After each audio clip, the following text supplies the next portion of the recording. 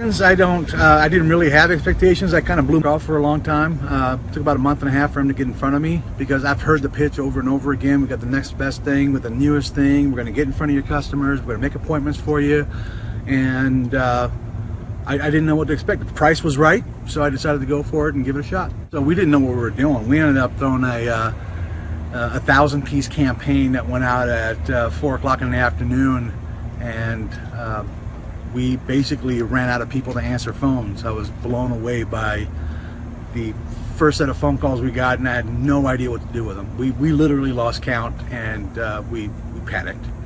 We basically panicked, and we decided to go with smaller numbers from that point on forward. Probably 5 minutes after the campaign dropped, and I'm sitting in the BDC, in my office in the back of the BDC, and I'm answering phones. I got salespeople answering phones. I got everybody that can have in the BDC and internet department answering phones, and there were still phones to be answered. So I go running out in the middle of the showroom, yelling as I'm running across the floor, "I need every available salesperson that's not with a customer, come with me right now." So I grabbed the sales managers and I said, "Get everybody that's outside sitting around doing nothing and get them inside right now." So we sent them inside the BDC, and that was history, I guess. Went probably for the first 30 days, we ended up getting, we dropped 4,200 names into the campaign.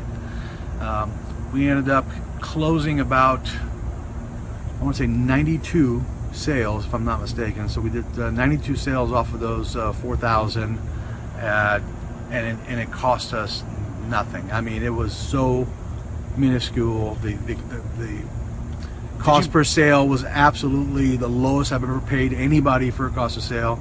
Absolutely, we ended up doing the 92 sales ended up bringing us about a total of $212,000 in gross after everything. So that's right side, that's front end, back end, and again, you know, we do internet sales. We do people that are in their cars for maybe 6 months to a year sometimes, and we're getting them out of them. So we have some people that are buried in their cars and got some upside down, some negative equity, whatever you want to call it.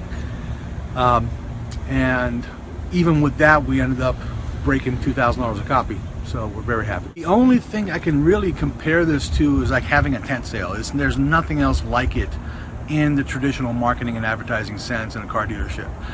The closest anybody's come in a direct mail piece would probably be a Capital One.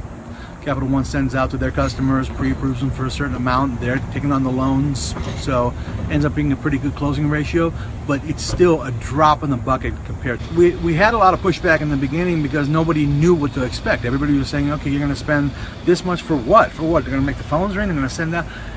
The biggest issue that we had wasn't pushback because of the amount of money we were spending or the doubt. It was in, is this legal? Is this something we should be doing? And ended up, we looked at everything and everything checked out. Everything ends up being on the up and up. So that's like the biggest moment for us.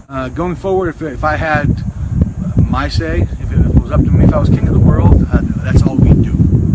We would do nothing but find little ways to making phone campaigns to where we're calling customers and using it to get different types of customers in the building. That's it. That's all we do. We wouldn't spend the money that we're spending on digital advertising and pay-per-click and AdWords and billboards and radio. None of that would exist. Well, the staff has been phenomenal. Every time I had a problem, we had a couple of problems, a couple of hiccups where a server went down right in the middle of a phone campaign, and I called in. They got fixed immediately. They were joining on the spot. So to anybody who answered the phones when I called, things got taken care of.